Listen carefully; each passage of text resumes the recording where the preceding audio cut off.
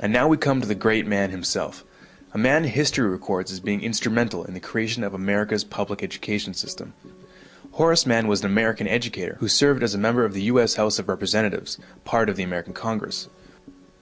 Horace Mann was the key reformer of the education system at the time. In 1837, he became the head of the newly created Board of Education in Massachusetts, where he began the work that would eventually earn him the title as the Father of American Public Education. After reading through the educational models of different countries, Mann finally hears about a particularly successful style that had been developed in Prussia, which is now modern-day Germany. The Prussian system had shown to be such a success for the government's purposes that, accompanied by a few other educators, Horace Mann travels to Germany to investigate. Upon their return to the United States, they lobbied heavily to have the Prussian model adopted. All in favor, say aye. Interest in Prussia had also been growing in the northern half of the continent. Around this time, the Canadian Superintendent of Schools, Egerton Ryerson, traveled to Prussia in search of a new model of education. His journeys also included visiting Horace Mann in Massachusetts to further examine the system he would eventually adopt. George Brown, the editor of Toronto's Globe newspaper, was even quoted saying that Ryerson had successfully imported Prussian education into Ontario. During the next 30 years or so, a whole line of American dignitaries came to Germany to earn degrees. Interestingly enough, those who earned degrees in Germany came back to the United States to staff all the major universities. By 1900, all the PhDs in the United States were trained in Prussia. As the first secretary of the State Board of Education, Horace Mann promoted his new concept that the state is the father of children.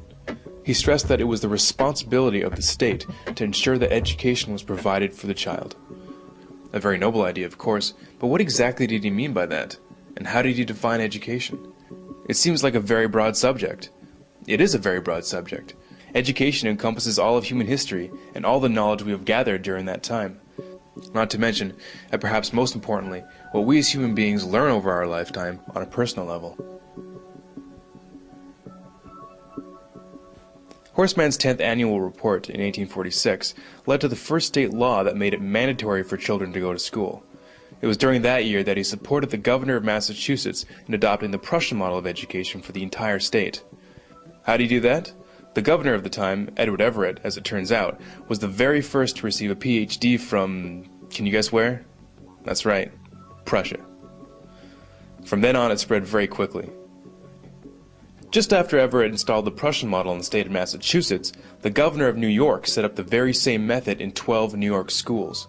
Horace Mann's sister, Elizabeth Peabody, of the Peabody Foundation, saw to it that right after the Civil War, the Prussian system that was then being taught in the northern states was integrated into the conquered South. By 1900, most of the compulsory schooling laws that implemented the new system had been passed. From then on, every American child grew up under the Prussian system.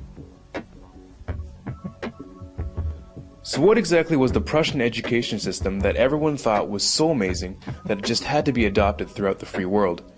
To give you just a bit of background, in the 18th century, the Kingdom of Prussia, which is now modern-day Germany, was among the first countries of the world to introduce free and compulsory education. After the Prussians were defeated by Napoleon in 1806, it was decided that the reason why the battle was lost was that the Prussian soldiers were thinking for themselves in the battlefield instead of following orders. To make sure that this couldn't happen again, a new 8-year system of schooling was created. This new system provided not only the skills needed for the early industrialized world, such as reading, writing, and arithmetic, but also a strict education that taught duty, discipline, respect for authority, and the ability to follow orders. Elite children destined for higher offices went on to attend private schools, while the rest of the population had no access to the secondary education. They were destined for the working class. Through this new system, the Prussian court tried to create social obedience in the citizens through indoctrination. Every individual had to become convinced at the core of their being that the king was just, his decisions were always right, and the need for obedience paramount. In truth, the entire purpose of the system was to instill loyalty to the crown and to train young men for the military and bureaucracy. To do this, it was necessary to squeeze out all independent thinking from the masses. Influencing this new system from the beginning was Prussian philosopher Johann Gottlieb Fichte. Combining John Locke's view that the children are a blank slate and Rousseau's ideas on how to write on that slate, Prussia established an educational system that was considered scientific in nature. An important part of the Prussian system was that it defined for the child what was to be learned, what was to be thought about, and how long to think about it. In order to have an efficient policy-making class and a subclass beneath it, it was believed that one had to remove the power of most people to make sense out of the available information. In other words, critical thinking had to be done away with. Now, if you're wondering why the average person doesn't know that the North American education system is based directly on the Prussian model, it might just be because its original purpose was not designed for the good of the individual, but for the good of the government. The philosophy of Johann Fichte directly influenced the creation of the Prussian model of schooling, as he is quoted saying, "The schools must fashion the person, and fashion him in such a way that he simply cannot will otherwise than what you wish him to will." With quotes like these, you can see why his involvement is not well known.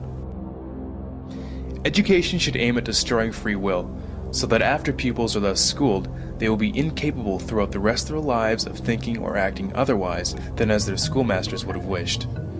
When this technique has been perfected, every government that has been in charge of education for more than one generation will be able to control its subjects securely without the need of armies or policemen.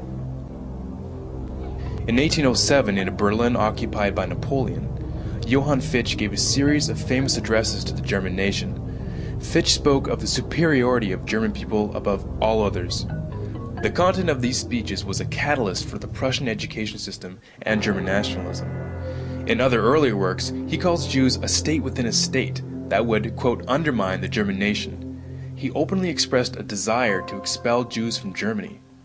Fichte had a deep influence on the rise of the Third Reich, and continues to be deemed, quote, the spiritual father of modern neo-Nazism.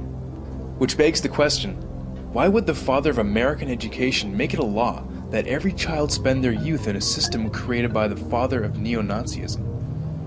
Historians reflect that one of the greatest social factors that allowed a man like Hitler to rise to power was that the German people had been bred from birth to respect authority above all else and accept it without question.